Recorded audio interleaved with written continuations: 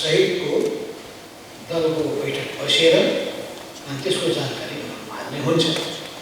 र हिजोसम्म बिदा थियो र हामीलाई थाहा छ कि यो पत्र 11 गते मात्रै सङ्घीय संसद सचिवालयको पुगेको छ। सङ्घीय संसद सचिवालयमा यो पत्र पुगेको हुनाले हामीले आज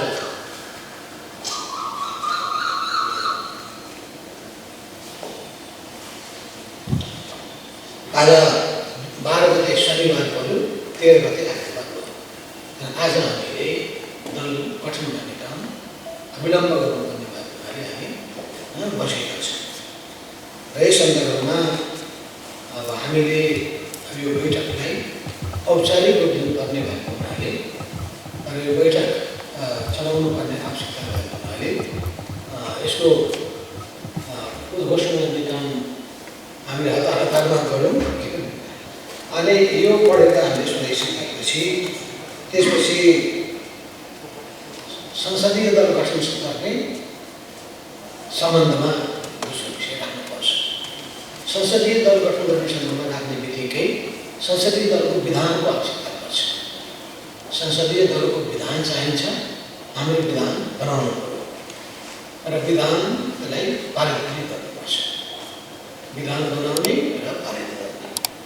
विधान बनाइसकेपछि या विधान बनाउने क्रममा अगाडि वा पछाडि दलको सबभन्दा पहिले नेताहरूले चयन गर्नुपर्ने हुन्छ। सङ्घीय संसदीय दलको नेताको हामीले चयन गर्नुपर्छ र त्यसपछि दलको नेताले प्रमुख सचेतक या उपनेताको व्यवस्था गर्नुपर्ने त त्यसपछि प्रमुख सचेतक र सचेतकको व्यवस्था गर्नुपर्ने हुन्छ। उतापट्टि राष्ट्रिय सभाको फेरि संसदीय दल बस्नेछ। त्यो राष्ट्रिय सभाले चयन गर्नुपर्ने हो कि दलको नेताले चयन गर्नुपर्ने हो? त्यसमा दुईवटा कुरा चाहियो। हामीसँग पहिले संसदको संविधानको पनि व्यवस्था के छ त्यो हेर्नु पर्यो।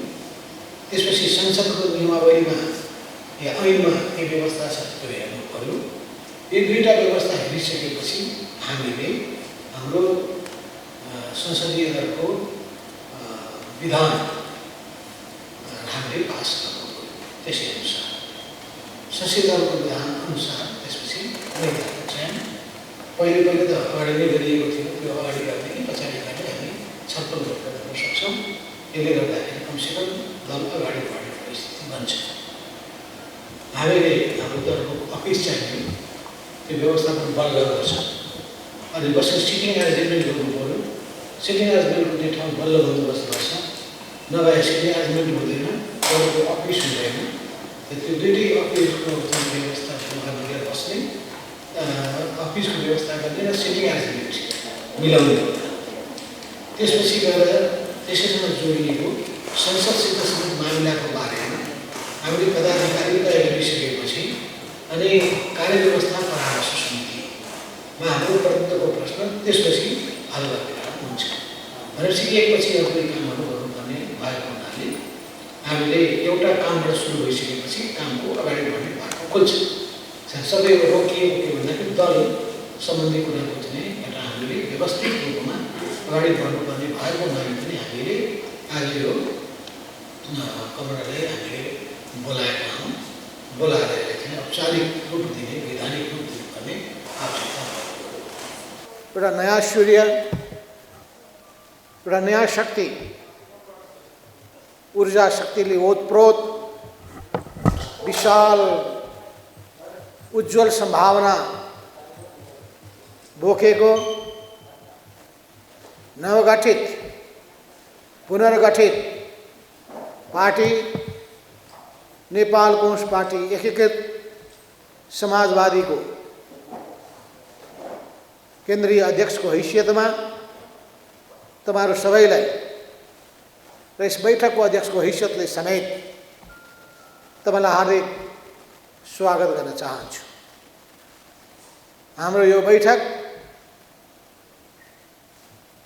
आफैमा पनि महत्त्वपूर्ण बैठक हो। हामीले निकै लामो समयदेखि संसदमा पनि र पार्टीमा पनि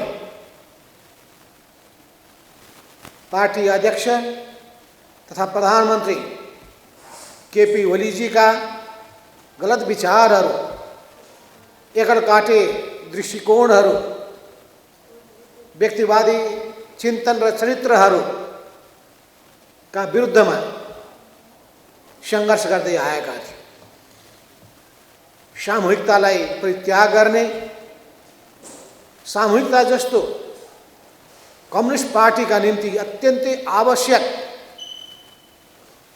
विचार निर्माण गर्नका लागि, संगठन निर्माण गर्नका लागि, आन्दोलन निर्माण गर्नका लागि र यी सबै सञ्चालन गर्नका लागि अत्यन्तै आवश्यक भएको सामूहिकताको भावनालाई परित्याग गर्नुभएका पार्टी अध्यक्षका व्यक्तिवादिताका विरुद्धमा हामी सुरुदेखि नै जुझ्दै आयौँ। 2071 सालको साउन महिनामा, असार साउन महिनामा सम्पन्न भएको 9 महाधिवेशन पश्चात पार्टीको जिम्मेवारी सम्हालिसकेपछि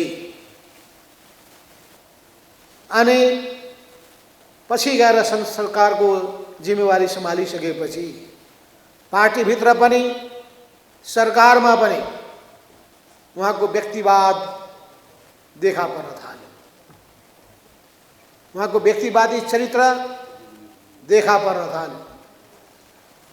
त्यस प्रवृत्तिका विरुद्धमा हामीले सुरुदेखि नै आलोचना गऱ्यौँ, सम्झायौँ, सुझाव दियौँ, त्यसो नगर्नका लागि आग्रह गऱ्यौँ।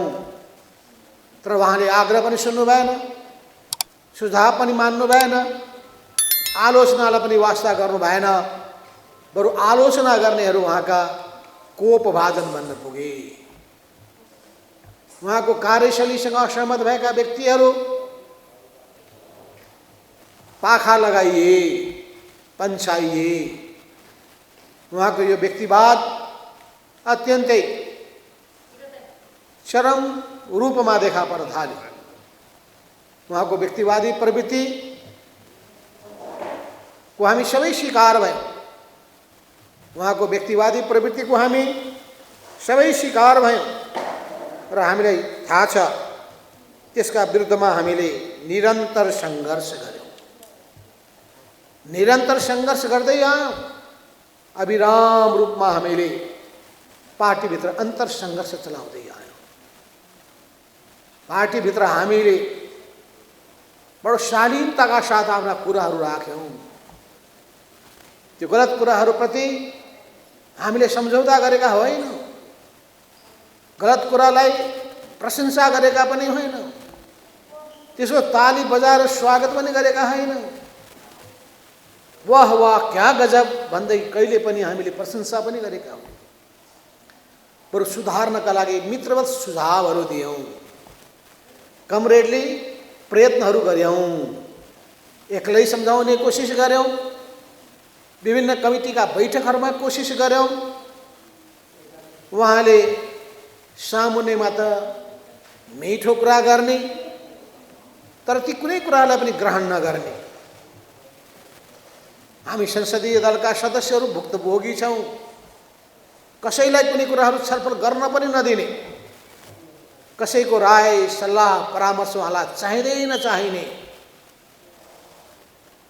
सरकारको नीति कार्यक्रम बनाउने कुरामा सहभागी नै नगराउने, बजेट निर्माण गर्ने कुरामा वास्तै नगर्ने, हुँदा प्रतिनिधि सभा वा राष्ट्रिय सभामा विभिन्न पदहरूमा व्यक्तिहरूको चयन गर्दाखेरि आफूप्रति 100% वफादार भएका नतमस्तक हुने व्यक्तिहरूलाई मात्रै मौका दिने। पार्टीभित्र रहेको एउटा अर्को ठुलो समूह जो महाधिवेशन पश्चात जहिले पनि पन्छाइयो, माथिदेखि तलसम्म उनीहरूलाई बेवास्ता गरियो, कुनै पनि जिम्मेवारी दिइएन। ती सबै सिङ्गो पङ्क्ति दुखित भयो। त्यो सिङ्गो पङ्क्ति बडो पार्टीको भविष्यप्रति के होला भन्ने कुरामा अत्यन्तै चिन्तित भयो। तर तिनीहरूलाई पार्टीको भावधारामा समेट्ने गरी, पार्टीको सङ्गठनात्मक प्रभावमा समेट्ने गरी, पार्टीको जिम्मेवारी प्रदान गर्ने गरी, सबैलाई समान व्यवहार गर्ने गरी न्यायोचित ढङ्गबाट कामको जिम्मेवारीको बाँडफाँड गरिएन। न्यायको निम्ति लड्ने हामी कम्युनिस्टहरू आफ्नै पार्टीभित्र अन्याय सहनुपर्ने अवस्था बन्यो। अन्यायले सीमा नाग्दै नाग्दै अत्याचारको तहमा पुग्यो। र अन्याय अत्याचार त्यही पनि हामी सहँदै सहँदै सहँदै आयौँ। यी सबै सिलसिलामा बजेटहरू निर्माण गर्दा पनि त्यस्तै गरियो, बजेट बाँडफाँड गर्दाखेरि त्यस्तै गरियो, योजना परियोजना निर्माण गर्दा त्यस्तै गरियो, ती परियोजनाहरू बाँडफाँड गर्दा त्यस्तै गरियो। अनि त्यहाँभित्र पनि उहाँको आशीर्वाद पाएर भएका धेरैजसो मन्त्रीहरूले वास्तै नगर्ने स्थिति पनि बन्यो। संसदभित्र बोल्न नदिने स्थिति पनि बन्यो। बोल्नका लागि पनि उनीहरूका पछि सधैँभरि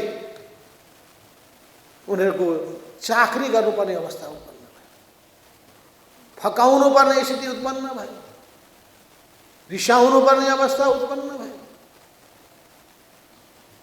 तर कुनै पनि कुराहरूलाई जुन हिसाबले सहज ढङ्गले लिनु पर्दथ्यो त्यो लिने काम भएन।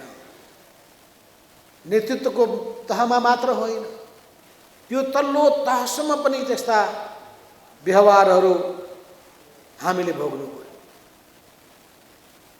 संसदभित्र त्यही अवस्था भयो। सिङ्गो पार्टीको सन्दर्भमा पनि, सिङ्गो पार्टीभित्र पनि यस्तै किसिमको वातावरण सृजना गरियो। फलस्वरूप संसदभित्र पनि उकुस मुकुस, सिङ्गै पार्टीमा पनि उकुस मुकुस पैदा भयो। अनि यही समय सन्दर्भभित्र हामी सबैलाई थाहा छ, देशको राजनीतिका दुईटा महत्त्वपूर्ण शक्तिहरू, कम्युनिस्ट घटकहरू एकताबद्ध भए। नेपाल कम्युनिस्ट पार्टी एमाले र नेपाल कम्युनिस्ट पार्टी माओवादी केन्द्र चुनावमा पनि सँगसँगै गए। सङ्घीय चुनावमा, प्रादेशिक चुनावमा र पछि निर्वाचनमा प्राप्त भएको सफलताको आधारमा अनि सँगसँगै अगाडि बढ्ने हिसाबले सरकार गठन हुने काम र त्यस क्रममा पार्टी एकीकृत हुने काम पनि भयो। अब पार्टी एकीकृत भइसकेपछि नयाँ ढङ्गले पार्टी चल्ला भन्ने सोचियो। अब त पार्टीमा पुराना चिजहरू जुन छन् एमालेमा रहेका ती सबै कमी कमजोरीहरूमा सुधार होला भन्ने सोचियो। तर सुरुदेखि नै आफूसँग असहमतहरूप्रति अत्यन्तै भेदभावपूर्ण, आग्रहपूर्ण व्यवहारहरू गर्न थाल्यो। सुरुदेखि नै विधि विधानलाई मिच्ने काम हुन थाल्यो। सुरुदेखि नै चरम व्यक्तिवादिता देखिन थाल्यो। अध्यक्षको पद त्यो यस्तो पद हुनु पुग्यो जसप्रति कसैले कुनै प्रश्न उठाउन नपाउने भयो। पार्टीको आफू नै सर्वै-सर्वा ठान्ने प्रवृत्ति भयो। त्यसको निम्ति धेरै कुराहरू हामीले उठायौँ। पार्टीको अध्यक्ष पार्टीको नेतृत्व पङ्क्तिभित्रको समान हैसियतको र पहिलो नम्बरको व्यक्ति हुन्छ। सातौं महाधिवेशनमा हामीले पार्टीको सबभन्दा पहिलो पदको व्याख्या गर्यौं कि ऑल आर इक्वल, सबै बराबर हुन्, but main leader is the first among the equal. यो अन्तर्राष्ट्रिय व्याख्या हो। पहिलो व्यक्ति हो, यस अर्थमा उसको हातमा विशेष जिम्मेवारी पनि दिइएको हुन्छ। किन उसले भनेपछि बैठक बस्छ, भनेपछि बैठक सकिन्छ, भने बमोजिम सहायता निर्माण हुन्छ। त्यस हुनाले त्यो विशेष अधिकार दिइयो, तर त्यो विशेष अधिकारलाई पनि चुनौती दिने प्रबन्ध पनि गरिएको थियो। कुनै कारणले गर्दाखेरि अध्यक्षले बैठक बोलाउन नमान्दाखेरि केन्द्रीय सदस्यहरूको यति सङ्ख्याले माग गरेको खण्डमा यति दिनभित्र बैठक बोलाउनै पर्छ भन्ने त्यो व्यवस्था पनि गरियो। र कमिटीभित्रको सिस्टममा जहिले पनि बहुमतको निर्णय पार्टीको निर्णय हुन्छ भन्ने सिस्टममा हामी गयौँ।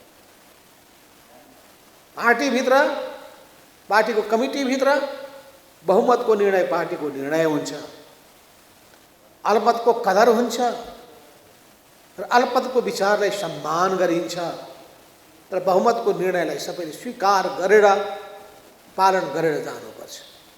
हो यो मान्यता अनुसार हामी अगाडि बढ्नु पर्नेमा केपी ओलीले त्यो मान्यतालाई लत्याउनु भयो, व्यवस्था गर्नुभयो र सबै कामहरूमा यसको प्रभाव पर्न थाल्यो।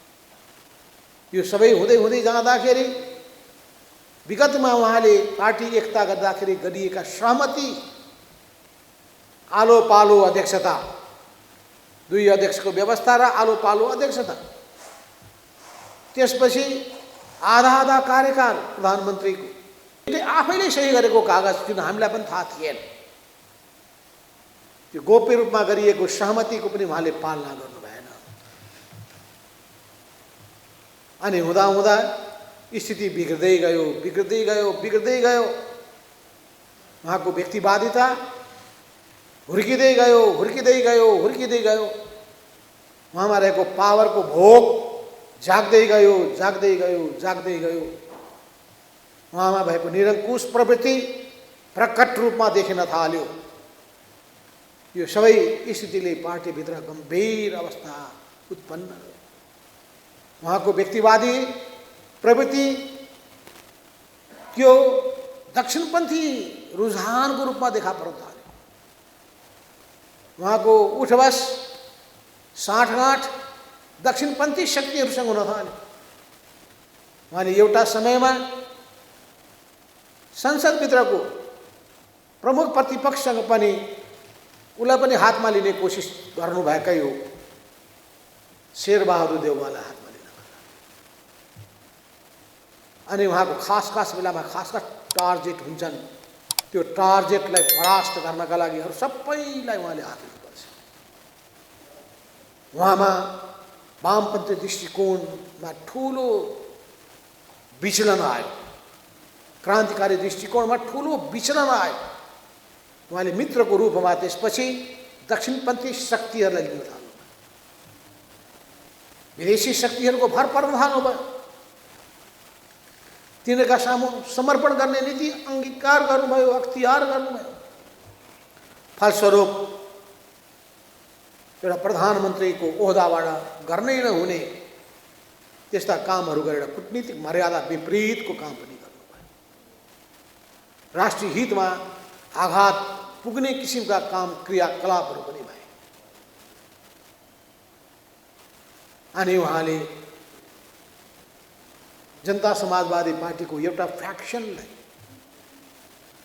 अनि देशको राजनीतिमा दरबारिया शक्तिको रूपमा रहेको अर्को शक्तिलाई मित्र ठान्न पुग्नु,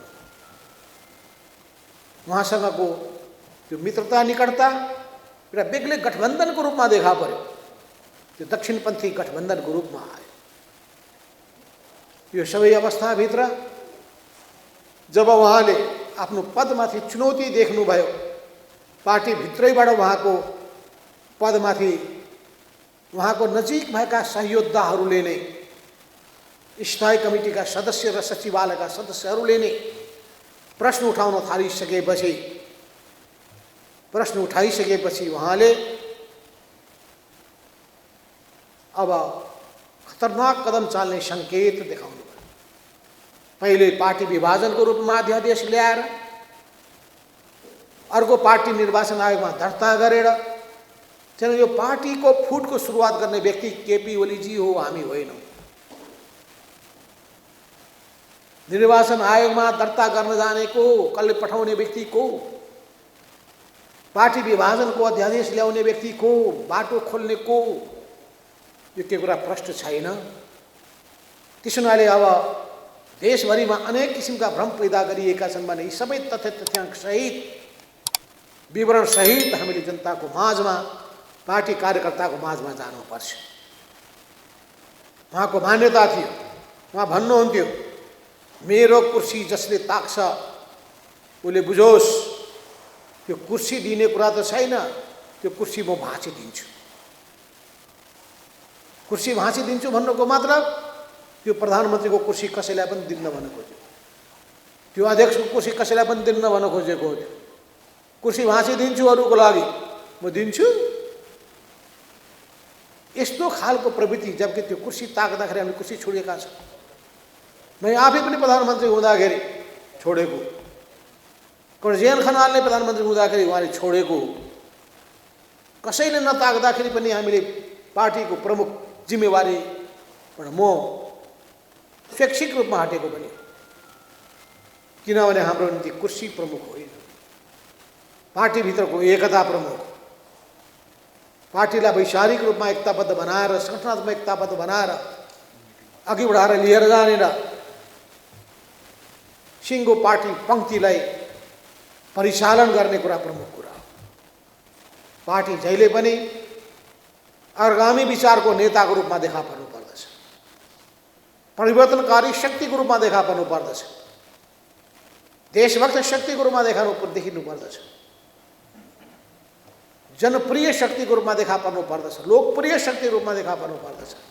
त्यो देखा कब पर्छ भने जब उसले काम गर्छ, व्यवहार गरेर देखाउँछ, तिनीहरूको नीति लिन्छ, त्यो नीति लागू गर्छ, तिनीहरूको कार्यक्रम तय गर्छ, कार्यक्रम लागू गर्छ, अनि जनताको मन र विश्वास जित्छ। देश र जनताका सामु गरेको निर्वाचन घोषणा पत्रको कमिटमेन्टलाई पुरा गर्नका लागि लागि पर्दछ। तर केपी ओलीले निर्वाचन घोषणा पत्रको प्रतिबद्धतालाई लागू गर्नु भएन। उहाँलाई के मुड चल्यो त्यही कुराको आधारमा चल्न थाल्यो। यो सबै चिजले गर्दाखेरि संसदभित्र पनि पार्टीभित्र पनि विशेष समस्या खडा गर्यो। आन्तरिक अन्तर्विरोध चर्किँदै गयो। यो चर्किँदै जाने क्रममा स्थिति कहाँसम्म उत्पन्न भयो भने उहाँले अब आफ्नो प्रधानमन्त्रीको पद धरापमा पर्ने भयो भनिसकेपछि ठ्याक्क अर्को कुर्सी भाँचिदिइहाल्नुभयो, प्रतिनिधि सभालाई भङ्ग गर्नु। संविधानले दिएको अधिकार एउटा सरकार सञ्चालन हुन सकेन भने त्यो प्रधानमन्त्रीले राजीनामा दिन्छन्। त्यो पार्टीभित्रको समस्या हो भने त्यहाँ भित्र विकल्प खोजिन्छ, तर पार्टीभित्रको विकल्प उहाँलाई कहिल्यै पनि मान्ने भएन। वामपन्थीहरूभित्रको विकल्प उहाँलाई कहिल्यै मान्ने भएन। म तपाईँलाई स्मरण गराउन चाहन्छु, उहाँ पहिलोपटक प्रधानमन्त्री भएको बेलामा जतिखेर नेकपा एमालेको बहुमत थिएन, अल्पमतमा थियो। एमाले र माओवादीको संयुक्त सरकार चलिरहेको थियो। संयुक्त सरकार चलिरहेको बेलामा पनि उहाँले सहमति गर्नुभएको थियो पुष्पकमल दाहाल नेकपा माओवादी केन्द्रका अध्यक्षसँग कि हामी दुईटैको बहुमत छैन, त्यसो हुनाले हामी आधा कार्यकाल प्रधानमन्त्री भएर चलाउँ। त्यो सहमति उहाँले पालना गर्ने लक्षण देखाउनु भएन। पार्टी दुईटा अलग अलग थियो, त्यो लक्षण उहाँले देखाउनु भएन। त्यो लक्षण नदेखाइसकेपछि एमाले नेतृत्वको सरकार सङ्कटमा पर्ने अवस्था उत्पन्न भयो। सङ्कटमा पर्ने अवस्था भइसकेपछि, सरकार ढल्ने अवस्था भइसकेपछि उहाँहरूले मलाई स्मरण गर्नुभयो। मिटिङ बसिरहेको थियो बालुवाटारमा, 3 जनाको बीचमा प्रधानमन्त्री रहनुभएका केपी ओलीजी, अनि अर्का विष्णु पौडेल कमरेड र तेस्रो कमल थापा, 3 जना प्रधानमन्त्री निवासमा बसिरहेको बेलामा मलाई सम्झिनुभयो, मलाई बोलाउनु भयो र मलाई भन्नुभयो, कमरेड यो सरकार त अब ढल्ने भयो। अब प्रचण्डजी त शेरबहादुरसँग मिलिकन यो सरकारमाथिको विश्वास फिर्ता लिने गरी अर्को सरकार बनाउने गरी जाने हुनुभयो। केही उपाय छ रोक्ने? मैले उहाँलाई भने उपाय छ। त्यो उपाय चल्छ। के छ उपाय? प्रचण्डजीलाई मिलाउने जिम्मा मेरो। मैले भने उहाँलाई काङ्ग्रेसको पङ्क्तिमा जान नदिने जिम्मा मेरो। म सक्छु र कोसिस गर्नु पर्यो। मैले उपाय के छ भने हाम्रो पनि मलाई त्यो बेलासम्म थाहा थिएन दुईटैको आधा आधा कार्यकाल। मैले उपाय के छ भने तुरुन्तै अब उहाँलाई प्रधानमन्त्री पद दिउँ, तर तुरुन्तै दिइहाल्ने होइन, अब दिउँ। अहिले तपाईँ प्रधानमन्त्री हुनुहुन्छ, म पनि प्रधानमन्त्री भइसकेको मान्छे र प्रधानमन्त्री मात्र पार्टीको मान्छे पनि हो म नेता। तर यो पार्टीको प्रतिष्ठाका लागि पनि नीति र कार्यक्रम तपाईँले नै पेश गर्नुहोस् एमालेको सरकार भएको बेला, र बजेट पनि तपाईँले नै पेश गर्नुहोस्। किन तपाईँले पेश गर्दाखेरि नेकपा एमालेको अध्यक्ष रहेका प्रधानमन्त्रीले पेश गरेको देखिन्छ, पार्टीको प्रतिष्ठा बढ्छ। राम्रो बजेट, राम्रो नीति कार्यक्रम ल्याउनुहोस्, त्यसपछि बजेट पास गर्न लगाउनुहोस्। नीति कार्यक्रम पहिले पास गराउने, बजेट पास गराउने काम गर्नुहोस्। पास गरेको भोलिपल्ट प्रधानमन्त्रीको पद छोडिदिनुहोस्, प्रचण्डजीलाई दिनुहोस्। तबसम्म सम्झाउने बनाउने काम मेरो। तुरुन्त मैले फोन गरेँ प्रचण्डजीलाई, यसो यस्तो गर्ने, तपाईँ उतातिर नजानुहोस्, हुन्छ ल, तर विश्वास गर्ने कसरी भन्नुभयो। कुरा गराउँछु नि म, तपाईँलाई सामुन्नेमा कमिटमेन्ट गराउँछु भनेपछि तल सबै हामी बस्यौँ बालुवाटारको प्रधानमन्त्रीको निवासमा, र सबैको बिचमा उहाँले कमिटमेन्ट गर्नुभयो। र नीति कार्यक्रम र बजेट पास भइसकेपछि प्रधानमन्त्री तपाईँलाई, ल सबले ताली बजाए, खुसीले गदगद भए, सरकार जोगिने भयो भने। अनि मैले भने प्रचण्डजी, यो तपाईँलाई प्रधानमन्त्री बनाउने कुरा भए पनि मेरो एउटा गम्भीर प्रश्न छ। अहिले केपी ओली पार्टीका अध्यक्ष, हाम्रा अध्यक्ष, उहाँले जम्मा 8 महिना 9 महिना मात्रै प्रधानमन्त्री भएर चलाउनु भएको छ। अहिले पनि झन्डै 20-22 महिना बाँकी छ यो संसदको कार्यकाल। तपाईँले पाइँदैन 21 महिनासम्म बस्नु, तपाईँले आधा अवधि बस्नुपर्छ, आधा अवधि फेरि दिनुपर्छ। मैले भने उहाँले यसो सोच्नुभयो, हो त नि धेरै अवधि पो बस्नुपर्ने भएछ त। तपाईँले भने बमोजिम आधा आधा, ल ठिक छ, फेरि एमालेकी प्रधानमन्त्री म दिन तयार छु भनेर भन्नु। सहमति भयो। सहमति भइसकेपछि अनि नीति कार्यक्रम पनि आयो, पास पनि भयो, बजेट पनि आयो, पास पनि भयो। पास भइसकेपछि अब केपीले बिर्सिनुभयो पुरानो कमिटमेन्ट। अनि प्रचण्डजीले भन्नुभयो, होइन कहिले आउँछ प्रधानमन्त्री छोड्ने कुरा? ए प्रधानमन्त्री पद नपाएपछि तपाईँलाई निन्दै लाग्दैन? प्रधानमन्त्री पद चाहियो तपाईँलाई भनेपछि अपमानित फिल गरेर उहाँले सोझै जानुभयो, शेरबहादुरजीसँग सहमति गर्नुभयो। अरे नेपाली काङ्ग्रेस र माओवादीको संयुक्त सरकार बन्यो। केपी ओली मात्रै हट्नु भएन, सिङ्गो एमालेलाई सरकारबाट हटाइदियो। चुनावको बेलामा वामपन्थी मिलेर सरकार चलाएको भए कि हामीलाई फाइदा हुने थिएन? तर उहाँले आफू नभएपछि कुर्सी भाँचिदिने, कसैको निम्ति पार्टीको मौका नदिने मान्छे, त्यस्तो किसिमको माइन्डसेट भएको मान्छे, त्यो अनेक घटनाक्रममा त्यो देखा पर्दै जान थाल्यो। यो मैले प्रिन पृष्ठभूमि भने भन्दाखेरि उहाँ वचनको पक्का हुनुहुन्न, उहाँ इमान्दार हुनुहुन्न। उहाँको यस्ता कमिटमेन्टहरूबाट हाम्रो पार्टीका वरिष्ठ नेताको जेएन खनाल पनि पीडित हुनुहुन्छ। सबभन्दा बढी पीडित, धेरै प्रतिबद्धता पाएको र कमिटमेन्ट पाएको कमरेड वामदेव गौतम त प्रमाण र उदाहरण नै हुनुहुन्छ। अरू पनि धेरै मानिसहरू त्यसको निम्ति बोल्नलाई तयार हुन्छ। हो यस्ता धेरै कमिटमेन्ट गर्नुहुन्छ, तर उहाँले ती सबै कुराहरू बिर्सिनुहुन्छ, किनभने उहाँ वचनको पक्का र इमान्दार हुनुहुन्छ। उहाँका बोली अभिव्यक्तिहरूले सबैलाई पीडा दिने गर्दथे। कहिले पनि अरूको अनुभव विचारहरू कहिले पनि सुन्नुहुन्न थियो। पूर्व प्रधानमन्त्रीहरू हामी छौँ, हाम्रो पनि अनुभव लिनुहोस् भन्दाखेरि लिन चाहनुहुन्न थियो। उप प्रधानमन्त्रीहरू छन्, मन्त्रीहरू छन्, यिनीहरूको अनुभवहरू लिनुहोस् भन्दाखेरि कसैको अनुभव उहाँलाई नचाहिने। उहाँले जे बोल्यो त्यो ब्रह्मवाक्य हुनुपर्ने, उहाँले बोलेको कुरामा सबैले ताली बजाउनु पर्ने, आँखा चिम्लेर समर्थन गर्नुपर्ने। भ्रष्टाचारका केसहरू त्यत्तिकै उदाङ्गिनै थाले, सुशासनका सबै मान्यताहरू खण्डित हुन थाले, बिस्तारै पार्टी अलोकप्रियताको ओह्रालोमा खस्न थाल्यो। पार्टीको यो अवस्था देखेर हामी धेरै चिन्तित भयौँ। धेरैचोटि उहाँलाई सम्झायौँ, तर उहाँ अहिलेसम्म पनि भन्नुहुन्छ मभन्दा लोकप्रिय धरतीमा कोही जन्मेकै छैन, मैले बहुत राम्रो काम गरेको छु। महालेखाको प्रतिवेदन पढ्नुहोस् त, अहिले भ्रष्टाचारका ती कीर्तिमान बारेमा त्यहाँ लेखिएका ती अंशहरू पढ्नुहोस् त, तपाईँ पाउनुहुन्छ कि ओम्नी भ्रष्टाचारका प्रकरण मात्रै होइन, नेपाल ट्रस्टको जग्गामा हुने भ्रष्टाचार मात्र होइन, अनि विभिन्न टी स्टेटका भ्रष्टाचार मात्र होइन, यस्ता भ्रष्टाचारका बोइङ काण्डका भ्रष्टाचार मात्र होइन, यसको कहिले पनि उहाँले जाँच गर्न गम्भीरताका साथ लिने आवश्यकता महसुस गर्नुभयो।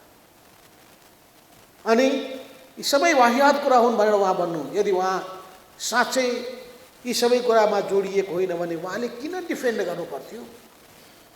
निष्पक्ष छानबिन गर्ने कुरामा किन बाधा खडा गर्नु पर्थ्यो? त्यसो हुनाले देशमा गलत प्रवृत्तिहरू हुर्किएर जानेछन्, गलत प्रवृत्ति बोक्नेहरू तिनीहरू हाबी हुँदै जानेछन् भनेर भन्दाखेरि पनि उहाँले वास्तै गर्नुभयो। यी सबै स्थितिले गर्दाखेरि पार्टीभित्र धेरै ठुला समस्याहरू सृजना हुन थाले। एकातर्फ कार्यकर्ताहरूमाथिको भेदभाव, पार्टी गतिशील, पार्टी पुरै ठप्प भएको स्थिति, कमिटी नै नबनेको र चल्नै नसकेको अवस्था, भएका कमिटीहरू पनि त्यत्तिकै नामको कमिटी मात्रै भएको स्थिति, अरू कसैको कुनै पनि भूमिका नभएको हुनाले पार्टी झन्डै झन्डै मृत प्राय अवस्थामा पुग्यो। र जब कुनै कमिटी पार्टी शिथिल हुन्छ भने, शरीर शिथिल भइसकेपछि, शरीरमा शक्ति, जीवन शक्ति भएन भने बिस्तारै त्यो शरीर अब अन्तिम दिशातर्फ जान्छ र मान्छेको जसरी समाप्ति हुन्छ, जीवनको शेख हुन्छ, त्यसै पार्टी जीवनको पनि शेख हुन्छ। पार्टी जीवन त्यो दिशामा जान थाल्यो। यो सबै अवस्थाले गर्दाखेरि पार्टीलाई फेरि जीवन्त बनाएर लैजानलाई अनेक सहमतिहरू भए, कार्यदलहरू बने, कतिपय अध्यादेशहरू फिर्ता गर्नका लागि कमिटमेन्टहरू भए, तर बैठकको निर्णय उहाँले मान्नु भएन, बैठकै बोलाउन मान्नु भएन, भइहाल्यो भने बहस गर्न दिनु भएन, बहस चल्न थाल्यो भने बैठक छोडेर हिँड्न थाल्नुभयो, बिचैमा बैठकहरू रोक्न थाल्नुभयो। यी सबैले गर्दाखेरि पार्टीमा गम्भीर अवस्था उत्पन्न। यस्तै अवस्थामा उहाँले जब आफ्नो प्रधानमन्त्री पद निकै ठुलो धरापमा परेको देखिसकेपछि प्रतिसभा भङ्ग गर्नुभयो, एकलौटी रूपमा भङ्ग गर्नुभयो। भङ्ग गर्न पाउने अधिकार मेरो हातमा छ भन्न थाल्नुभयो। मनमोहनजी अधिकारीकोसँग जोड्नुभयो कि मनमोहन अधिकारीले एक्लै गएर खुसुक्क भङ्ग गरेको हो। पार्टीको बैठकमा बसेर हामीले छलफल गरेका हौँ। ठिक गरे पनि बेठिक गरे पनि मनमोहन अधिकारी कमरेडको अध्यक्ष र प्रधानमन्त्री कमरेड केपी मनमोहन अधिकारीको यहाँ एक्लो दोष होइन, हो हामी सबैको। जब अविश्वासको प्रस्ताव पेश भइसकेपछि प्रदेशसभा भङ्ग गर्नुहुन्थ्यो कि हुँदैन थियो भन्ने प्रश्न उठे। यो सबै अवस्थाभित्र त्यसलाई जोडेर पहिले पनि त भङ्ग भएको थियो, अहिले पनि भङ्ग गरियो भने त्यसलाई जबरजस्ती त्यसको औचित्य पुष्टि गर्न सकिँदैन थियो। र यो संविधानले पनि त्यो अनुमति दिँदैन थियो। यो संवैधानिक व्यवस्था के हो भन्दाखेरि अन्तिम प्रयास गरेसम्म यो सरकार, यो प्रतिसभा पुरै कार्यकाल टिक्न सकोस् भन्ने चाहना। तर प्रतिसभाले नै प्रधानमन्त्री दिन सकेन भने 76 को 5 मा पुग्नुपर्ने बाध्यता भयो र 5 ले पनि सरकार दिन सकेन भने बल्ल 76 अन्तर्गत विघटन गरेर नयाँ चुनावमा जानुपर्ने अवस्था बन्थ्यो। सर्वोच्च अदालतको पहिलो फैसलाले यो प्रश्न पार्यो। तर उहाँले कीर्तिमान कायम गर्नुभयो। एउटै कार्यकालमा एउटा प्रधानमन्त्रीले 2 पटक प्रतिनिधिसभा विघटन गर्नुभयो। यसरी उहाँले प्रतिगामी कदम चाल्नुभयो। त्यो प्रतिगामी कदम चालेर देशमा अस्थिरता निम्ति आउनुभयो। कोरोना महामारीको प्रकोप बढेको बेलामा त्यो बजेटको व्यवस्था, जनताको जीवन र स्वास्थ्यको निम्ति खर्च गर्नुपर्नेमा बजेट त्यता चुनावतर्फ खन्याएर देशलाई आर्थिक रूपमा निकै ठुलो समस्यामा पार्ने र कोरोना महामारीको बिचमा चुनाव हुन सक्ने अवस्थामा देशलाई दुर्घटनामा पुर्याउने दिशातर्फ उहाँले धकेल्नुभयो। तर सर्वोच्च अदालतले त्यही बेलामा ठिक निर्णय गरेको हुनाले प्रतिनिधिसभा फेरि बिउतियो।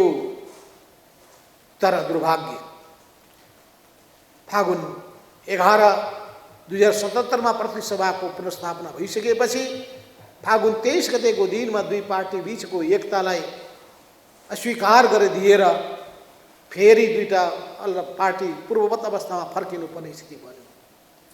त्यो अवस्थामा एकताबद्ध भइसकेका हामीहरू फेरि आफ्नो पार्टीमा फर्कौँ भनिसकेपछि केपी ओलीले पार्टीभित्रका अल्पमतको सङ्ख्यामा रहेका निकै ठुलो सङ्ख्यामा भएका केन्द्रीय कमिटीका सदस्यको निम्ति ढोका बन्द गरिदिनु।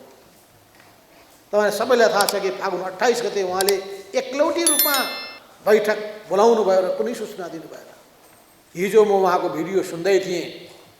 खबर पठाएकै हो, सूचित गरेकै हो, कति झुठो बोल्न सक्ने हेर्नुहोस् त।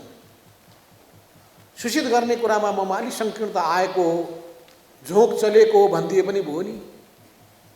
झुठो बोल्ने, बोलाएकै हो भन्नुहुन्छ। हामी केन्द्रीय कमिटीका सदस्यहरू यहीँ छौँ,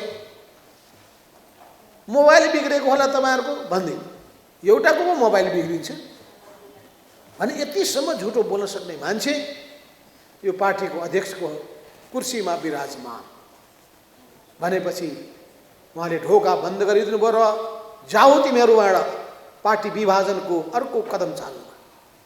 पार्टी विभाजनको पहिलो कदम के थियो? नेकपा, नेपालको नेकपालाई विभाजित गरिदिने पहिलो कदम उहाँले चालेको। कहिले चाल्नुभयो? पुस 5 गते प्रतिनिधि सभाको विघटन गरेर 6 गते 7 गते बसेको बैठकमा उहाँले एकलौटी बैठक बोलाएर केन्द्रीय कमिटीको सदस्य सङ्ख्यालाई 441 लाई 556 मा पुर्याउनु भयो।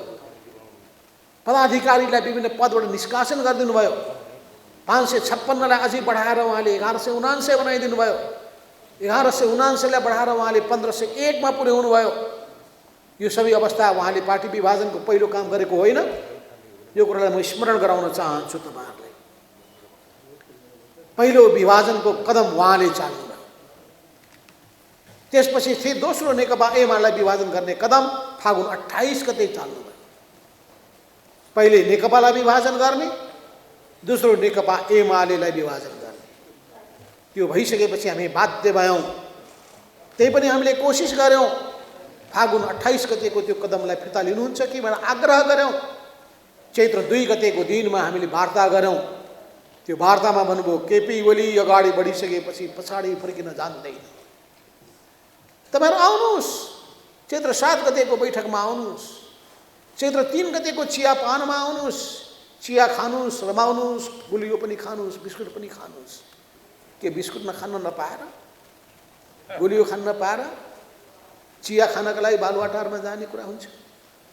7 गते टेलिभिजनबाट दिएको सूचनाको आधारमा अनि 28 गतेको निर्णय त्रुटि नसचिएर अनि जाने कुरा हुन्छ? एकीकृत अवस्थामा रहेको नेकपाको 9 बैठक बसेको थियो। त्यसपछिको 10औं र 11औं बैठक एकै दिन उहाँले फागुन 28 गते आयोजना गर्नुभयो। दमादम केन्द्रीय कमिटीमा थपिएका व्यक्तिहरू, पूर्व माओवादीबाट आएका व्यक्तिहरूलाई राखेर उहाँले सङ्ख्या बढाउनु भयो। 23 जनालाई केन्द्रीय कमिटीमा थपिदिनु भयो, स्थायी कमिटीमा ल्याउनु भयो। एकपछि अर्को निर्णय गरेर हामी सबैलाई पुरै पन्छाउनु भयो। जहाँ जान्छन् जाउन् भन्नुभयो, तिमीहरूको काम छैन भन्नुभयो। त्यस्तो भइसकेपछि पनि तैपनि हामीले अझै त कोसिस गरौँ भनेर भन्यो।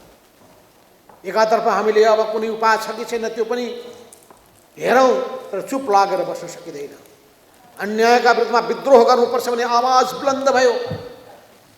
देशभरिमा भएका जिल्ला कमिटीका पदाधिकारीहरू जो पहिले एकीकृत एक नेकपा एमालेमा थिए, एकीकृत अवस्थामा पार्टी छुट्टै भएको अवस्थामा, त्यो अवस्थामा भएका जम्मैलाई निकालिसकेपछि हामीले समानान्तर गतिविधि गर्ने निर्णय गर्यौँ, कमिटीको पुनर्गठन गर्ने निर्णय गर्यौँ। त्यसपछि हामीले यसै क्रममा जनसङ्गठनको केन्द्रीय भेलाहरू गऱ्यौँ, केन्द्र प्रदेश जिल्ला सबै तहमा कमिटीहरू बनाउने निर्णय गर्यौँ र विद्रोहको बिगुल फुक्यौँ। हामीले 2 महिने सङ्गठन सुदृढीकरण अभियान सञ्चालन गऱ्यौँ हामीले र त्यसै क्रममा तुरुन्तै पार्टी अहिले नै फोड्नुपर्छ भन्ने कुराहरू पनि आए। केपी ओलीलाई प्रधानमन्त्री पदबाट तत्काल निकाल्नुपर्छ भन्ने पनि कुरा आए। सिङ्गो केन्द्रीय कमिटी, हाम्रो विचार समूहको केन्द्रीय कमिटीको एक आवाज थियो, हाम्रो विचार समूहको स्थायी कमिटीको एक आवाज थियो। त्यही एक आवाज भइसकेपछि हाम्रो सङ्ख्या नपुग्ने भएको हुनाले अरूलाई पनि मिलाउनु पर्ने जिम्मेवारी दिइयो। पार्टीका स्थायी कमिटीका कमरेडहरूले शेरबहादुर देउवालाई कन्भिन्स गरेर, प्रचण्डलाई विश्वास दिलाएर, उपेन्द्र यादवको विश्वास जितेर अनि एकपछि अर्को कदम चालियो। विश्वासको मत लिन खोज्दाखेरि हामी अनुपस्थित भएर उहाँलाई अल्पमतमा पुर्याउने काम गऱ्यौँ। त्यो अल्पमतमा पुर्याउने कुराको सन्दर्भमा अनुपस्थित भइदिए हुन्छ भने केपी ओलीबाट सन्देश आयो, राजीनामा नदिनुहोस्, बरु ठिकै छ अनुपस्थित भइदिए हुन्थ्यो भनेर भन्नुभयो। आज आएर अर्कै कुरा गरेर हुन्छ?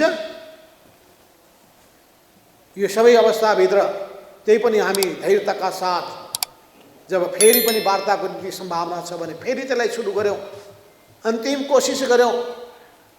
विगतमा भएका ती राजनीतिक इस्युहरू पनि हल हुनेछन्, प्रतिगमनका कदमहरू सच्चिनेछन्। त्यसपछि गएर पार्टीलाई विधान अनुरूप समुचित ढङ्गबाट उचित ढङ्गले व्यवस्थित गरेर लाने कामहरू हुनेछ भनेर आशा गऱ्यौँ। तर ती कुनै पनि कामहरू भएनन्। जहिले पनि वार्ता नाटकको रूपमा आयो।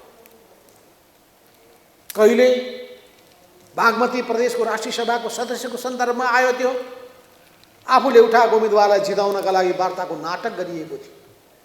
जिताएको भोलिपल्ट उहाँले हामीलाई उल्लु साबित गर्नुहुने थियो। यिनीहरूलाई मैले आँखामा छारो हालिदिएला, किन पहिले उहाँले त्यस्तै भन्नुभएको थियो। किनभने पार्टीभित्र उहाँले प्रधानमन्त्री पद दिन्छु भनेर उहाँले स्थायी कमिटीका सदस्यलाई वचन दिनुभएको थियो।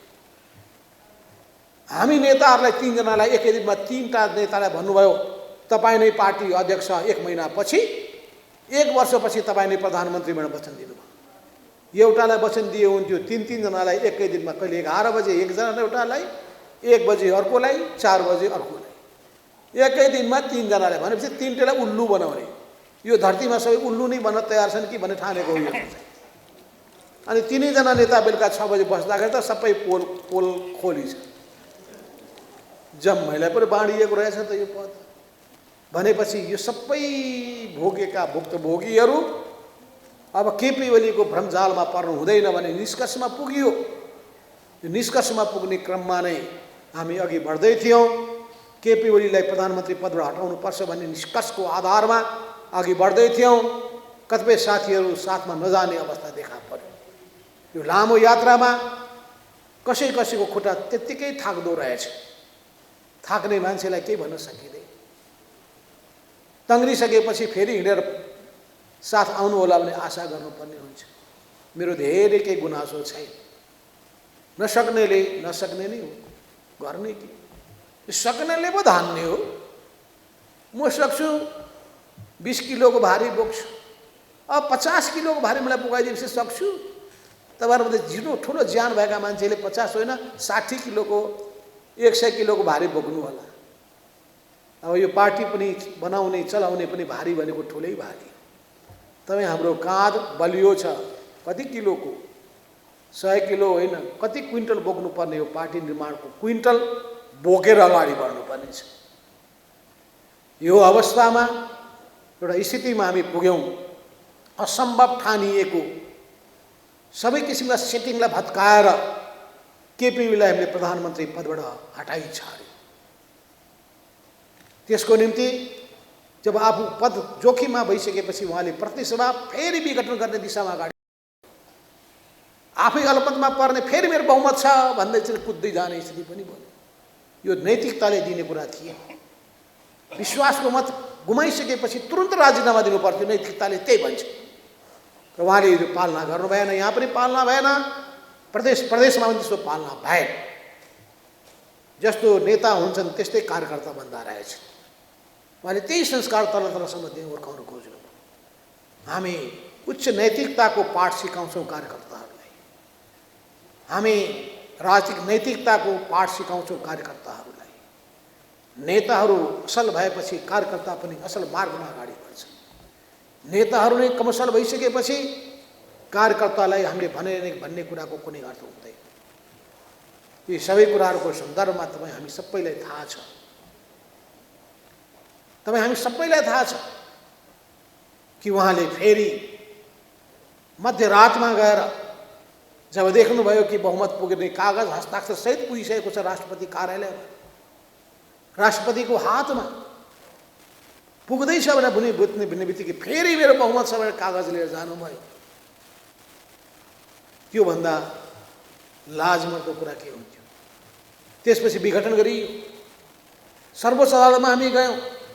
सर्वोच्च अदालतमा भौतिक उपस्थिति सहित हामीले शनाखत गरेर भन्यौँ यही हो नागरिकता, यही फोटो, यही भएको मान्छे हामी हौँ, सांसद हामी हौँ भनेर हामीले भन्यौँ।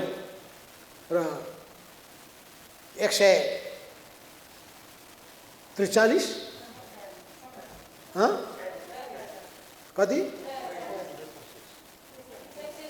146 जनाको हस्ताक्षर हामीले सर्वोच्च अदालतमा बुझायौँ, हस्ताक्षर गऱ्यौँ।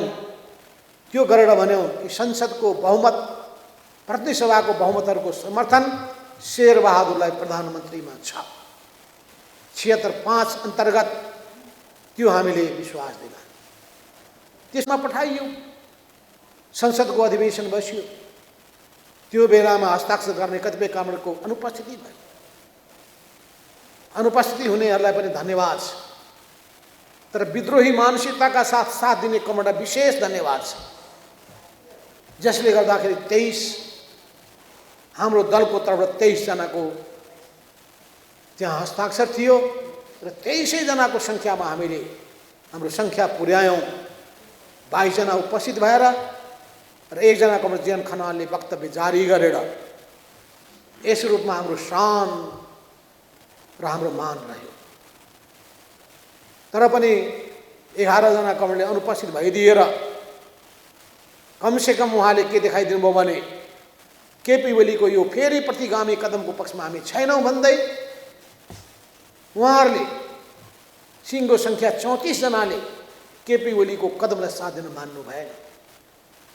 केपी ओलीको सङ्ख्या घट्दै घट्दै गएर विश्वासको मत लिने बेलामा 93 मा खस्केको थियो, त्यो अझै झरेर 83-82 मा आइपुग्यो। यो सबै कसको कारणले? उहाँ आफ्नो कारणले भने ठान्नुहुन्न। मेरो कहीँ न कहीँ मेरो तौर तरिकामा, मेरो कामको तरिकामा ठुलो कमजोरीले गर्दाखेरि, मेरो बानी बेहोरामा रहेको कमजोरीले गर्दाखेरि, सञ्चालनमा रहेको कमजोरीले गर्दाखेरि भएको हो कि भन्ने उहाँले ठान्नु भएन। किन ठान्नु भएन भने उहाँको चिन्तनमै प्रब्लम थियो। जब चिन्तनमा प्रब्लम भइसकेपछि आचरणलाई ठिक ढङ्गले हेर्न सकिँदैन। मान्छेको चिन्तनमा विचलन भइसकेपछि आफ्नो आचरणलाई उसले ठिक जस्टिफाई गर्दो रहेछ। त समस्या कहाँ थियो? त्यो व्यवहार कहाँबाट आयो? उहाँको चिन्तनमा भएको समस्याले आयो। चिन्तनमा भएको समस्या, उहाँमा मार्क्सवादबाट टाढा हटिसक्नु भएको थियो, लैनवादी सिद्धान्तबाट टाढा हटिसक्नु भएको थियो, सामूहिकताको भावनाबाट टाढा हटिसक्नु भएको थियो, व्यक्तिवादको एउटा चुलीमा चढ्नु भएको थियो, म नै सर्वे सर्वा ठान्न पुग्नु भएको थियो, मै पार्टी मै सरकार भन्ने मान्यताबाट चलिरहनु भएको थियो। हो यी सबै चिजले पार्टीमा समस्या, संसदमा समस्या, देशमा समस्या, सरकारमा समस्या, सबै क्षेत्रमा समस्याहरू सृजना हुँदै गएका हो। यस्तोले गर्दा सबै पीडित भए। पार्टीका कार्यकर्ता नेताहरू पीडित भए, सांसदहरू पीडित भए, समाज पीडित भयो। सबैले उनको हुर्मत सहनु पर्यो। ती सम्मानित अदालतका न्यायाधीशहरू पनि बाँकी रहनु भएन, पूर्व प्रधान न्यायाधीशहरूलाई पनि बाँकी राखिएन। ती पुराना पुराना सम्मानित हाम्रा कानुन व्यवसायीहरू कोही बाँकी हुनु रहेनन्, नागरिक समाजका कोही व्यक्तिहरू बाँकी रहेनन्, मिडियाका कोही व्यक्तिहरू बाँकी रहेनन्, समाजको कुनै बौद्धिक व्यक्ति तबकालाई पनि उहाँले छोड्नु भएन। सबैलाई उहाँले अपमान गर्नुभयो, निन्दा भस्म गर्नुभयो, मान मर्दन गर्नुभयो। उहाँको मान मर्दनका शब्दहरू एक एक सुन्ने हो भने बारदलीमा बोलेका कुरा मात्रै होइन, गरेका कामको तमासाको कुरा मात्रै होइन, बालुवाटार छोडेर आफ्नो निवास जाँदाखेरिको त्यो जुलुस भन्नुहुन्छ कि के भन्नुहुन्छ, त्यो कहिले बाँदर नाच हामीले देख्नु पर्यो, कहिले बारदली नाच पनि हामीले सुन्नु पर्यो, देख्नु पर्यो। यो सबै हुँदा हुँदा कहिले काठमाडौँ जिल्ला कमिटीका ती प्रवचनमुखी भाषण पनि हामीले सुन्नु पर्यो। पुष्पलाल दिवसदेखि लिएर पार्टी स्थापना दिवससम्म, पार्टी भवनको शिलान्यासदेखि लिएर यी कुनै पनि ठाउँमा उहाँले गरेका गाली गलौजहरूको श्रृङ्खलालाई राम्ररी हामीले एकैवटै पुस्तिकाको रूपमा नकारात्मक पाठका प्रत्यक्ष प्रमाणहरूबाट छाप्यौँ भने मान्छेले नकारात्मक एउटा दस्तावेजको रूपमा त्यो पाउन सकिन्छ। उहाँका शिष्यहरू, उहाँका पक्षपोषकहरूले बोलेका एक एक शब्द हेर्नुहोस् त, जस्तो गुरु त्यस्तै चेला भनिन्छ। उनका मुखबाट निस्केका बाणीहरू सुन्नुहोस् त तपाईँ, कस्तो संस्कारहीन बोली छ, वचन छ, व्यवहार छ, स्टेटसहरू छन्। यो सबै चिजले गर्दाखेरि पार्टीभित्रको सिङ्गो वातावरण नै धमेलिएर गयो। अब आज एकताको अन्तिम रूप हुन्छ भनियो, उहाँले वचन दिनुभयो र पार्टीलाई हामीले त्यही ढङ्गले चलाउँ। प्रस्ताव अगाडि सार्नुभयो, लिखित रूपमा पनि प्रस्ताव आए, भोलिपल्ट त्यसलाई उहाँले अस्वीकार गर्नुभयो। खालि उहाँका सबै वार्ता कति 10 बुद्धि हुन् या कुनै पनि हुन्, ती सबै जाल झेल के थियो भन्दाखेरि सर्वोच्च अदालतको फैसलालाई प्रभावित पार्ने, हाम्रा प्रत्येक कदमहरूलाई असफल बनाउने, अनि असफल बनाइसकेपछि त्यसपछि अनि हुर्मत लिने इमान्दारिता उहाँमा देखिएन।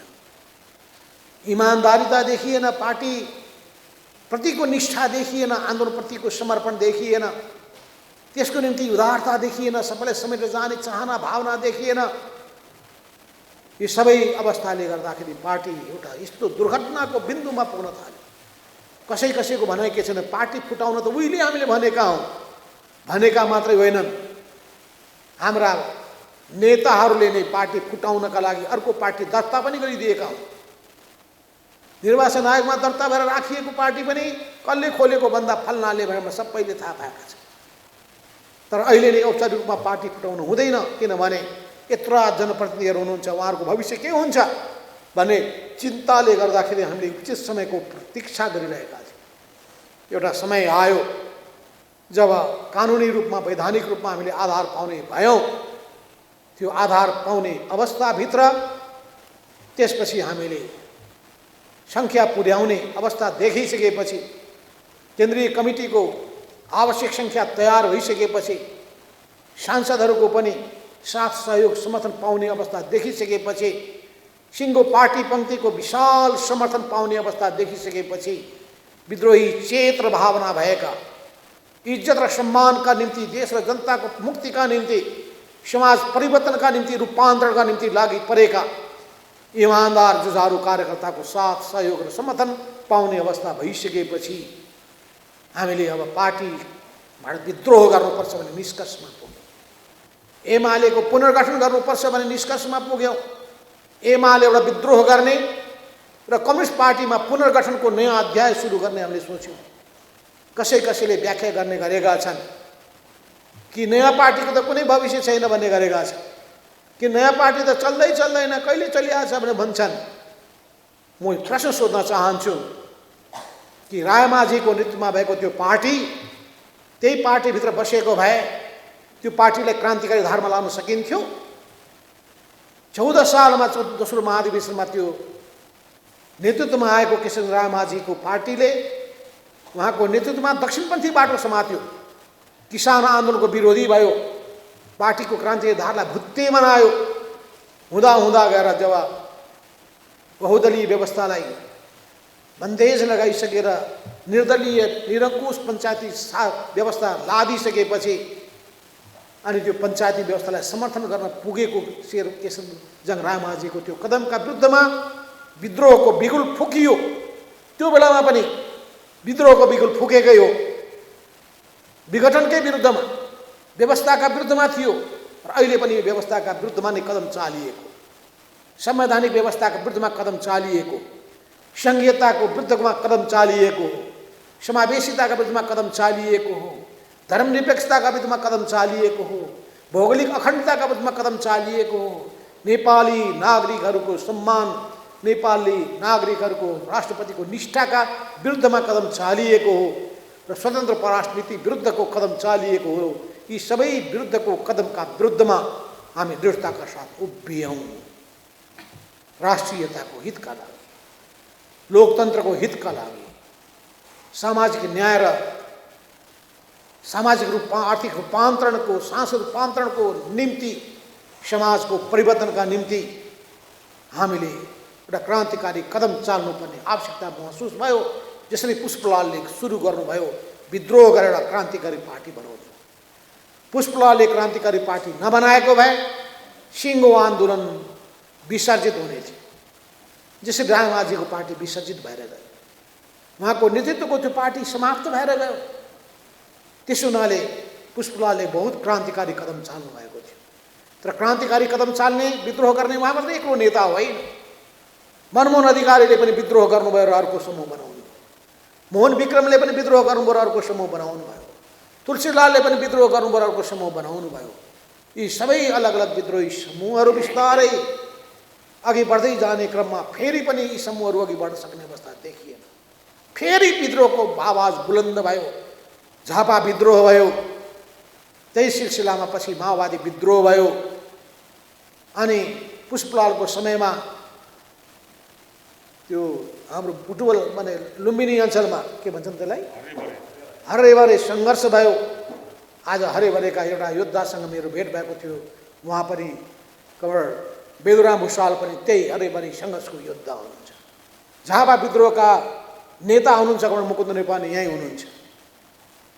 झापा विद्रोह र विद्रोही भावनाबाट हामी अगाडि बढेका हौँ, हामी नै हौँ त्यो बेलाका विद्रोहीहरू।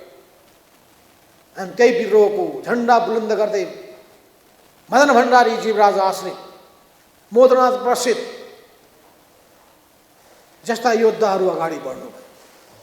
त्यही विद्रोहको झन्डा बुलन्द गर्दै जेएन खनाल लगायतका नेताहरू, यता पुष्पलालबाट विद्रोह गर्ने वामदेव गौतम जस्ता योद्धाहरू, यता मोहनचन्द्र अधिकारी जस्ता योद्धाहरू, यी सबै योद्धाहरू अगाडि बढ्नुभयो।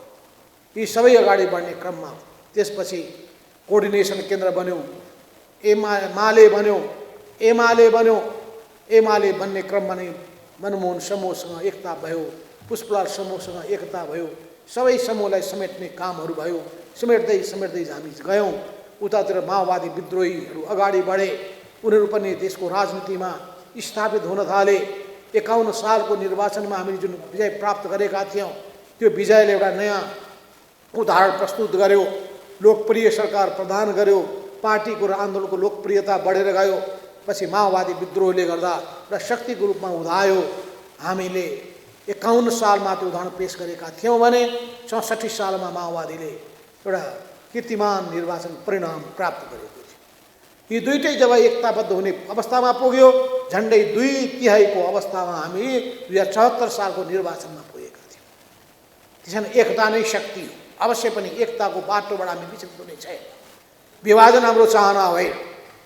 शरीरभित्रका फोहोर मैलालाई जति हटाइयो, कोठाभित्र कसिङ्गरलाई जति फालियो, कोठा त्यति सफा हुन्छ, शरीर त्यति शुद्ध हुन्छ, पार्टी त्यति नै शुद्ध हुन्छ।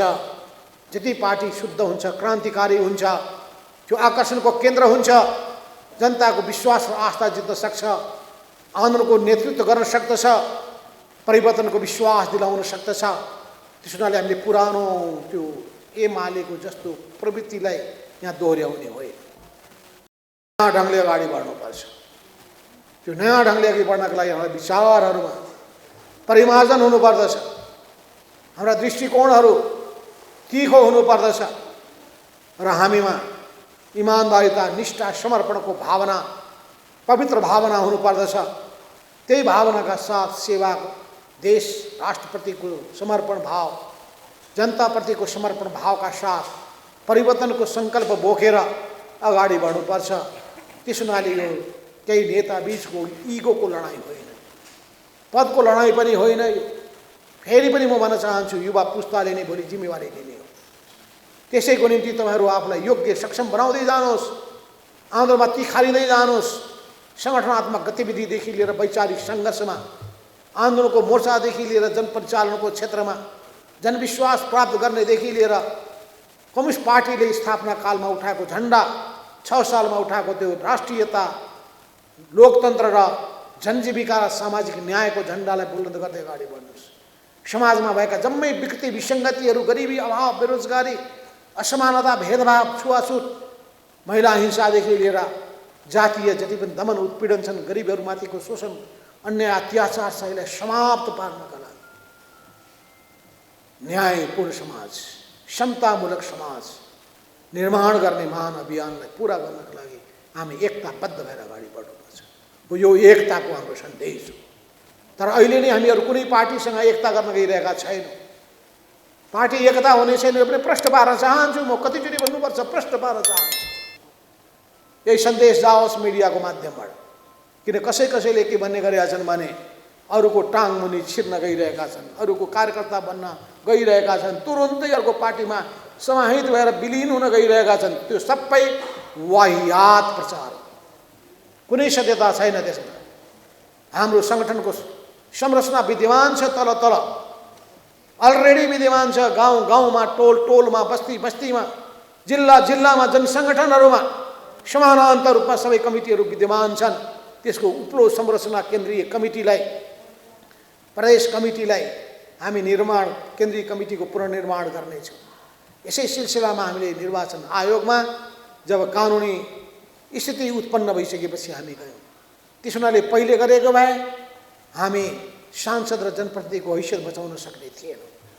आज संविधान अनुरूप हामी सङ्घीय संसदका 30 जना र अरू थप हाम्रा कमरेडहरू हाम्रो नयाँ पार्टी नेपाल कम्युनिस्ट पार्टी एकीकृत समाजवादीको सांसदको रूपमा यहाँ उपस्थित हुनुभएको छ। त्यसैलाई अब कुनै हुइप लाग्ने, अरूको हुइप लाग्ने छैन। अब यो नयाँ पार्टीको हुइप लागु हुनेछ। अनि पालिकाहरूमा पनि निर्वाचन आयोगले 3 हप्ताभित्र गरिसक्नुपर्ने व्यवस्था भएको हुनाले त्यसअनुसार पनि अनुसार उहाँहरूले पनि आफ्नो निर्णय गर्नुहुनेछ। यो सबै अवस्थाभित्र हामीले नयाँ पार्टीको अहिले तदर्थ एउटा ढाँचा तयार गऱ्यौँ। दस्तावेजहरू निर्वाचन आयोगमा बुझाएका छौँ, तर ती सबै अहिले मस्यौदाको रूपमा नै रहेको छ। त्यसलाई हामीले यो पार्टीको एउटा सम्मेलन, राष्ट्रिय सम्मेलन गरेर त्यसलाई पूर्णता प्रदान गर्नुपर्छ, कमिटीलाई पनि पूर्णता प्रदान गर्नुपर्छ। र त्यस सन्दर्भमा नै अहिले हामी यहाँ उपस्थित भएका छौँ। हामी सबैलाई थाहा छ, हामी सबै कसरी विभिन्न दस्तावेजमा तपाईँहरूको सुझाव सल्लाह पनि लिएका छौँ। त्यसलाई हामी समुचित ढङ्गले पछि फेरि पनि अर्को कुनै सुझाव सल्लाह पनि लिनेछौँ। यो सबै गर्दै परिमार्जन गर्दै गर्दै गर्दै जानेछ र सब उपयुक्त के हुन्छ त्यसको आधारमा जानेछ। तर हामी कम्युनिस्ट दृष्टिकोणबाट, मार्क्सवाद लेनिनवादबाट विचलित होइन, त्यो दिशामा दृढताका साथ अगाडि बढ्नेछ। नेपाली धरतीको मार्क्सवाद, यो सृजनात्मक प्रयोग रूप, नेपाली रूपको समाजवादको नेपाली मोडेल, यी सबैको बारेमा हामी छलफल गर्नेछौँ। राज्यका सबै निकायको लोकतान्त्रिकरण गर्ने मान्यतालाई, पार्टीको लोकतान्त्रिकरण गर्ने मान्यतालाई, समाजको लोकतान्त्रिकरण गर्ने मान्यतालाई आत्मसात गर्दै अगाडि बढ्नेछौँ। लोकतन्त्रका मूल्य र मान्यतालाई आत्मसात गर्दै अन्तर्राष्ट्रिय रूपमा प्रचलित लोकतन्त्रका जति पनि आधारभूत विशेषता छन् त्यसलाई अङ्गीकार गर्दै जनताको बहुजनवादले देखाएको जुन अगाडि सारेको जुन मान्यताहरू छन् ती मान्यतालाई आत्मसात गर्दै हामी अगाडि बढ्नेछौँ। अहिले पुँजीवादको प्रारम्भिक चरणमा नेपाली समाज प्रवेश गरेको छ। यसर्थमा राष्ट्रिय पुँजीको विकासमा विशेष जोड रहनेछ।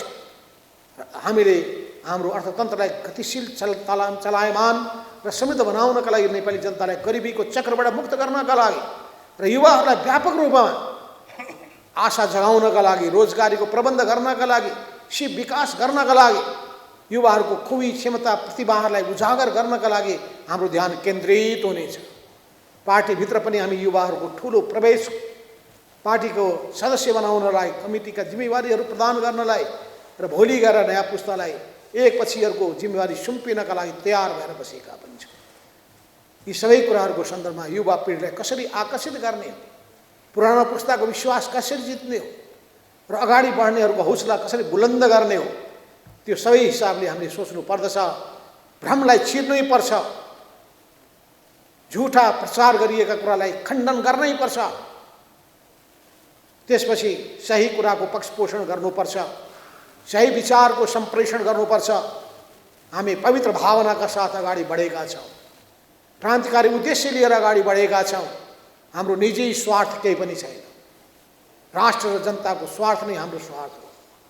मार्क्सवादबाट हामी निर्देशित भएका व्यक्तिहरू वर्गीय दृष्टिकोण आत्मसात गर्दै हामी अगाडि बढ्नेछौँ।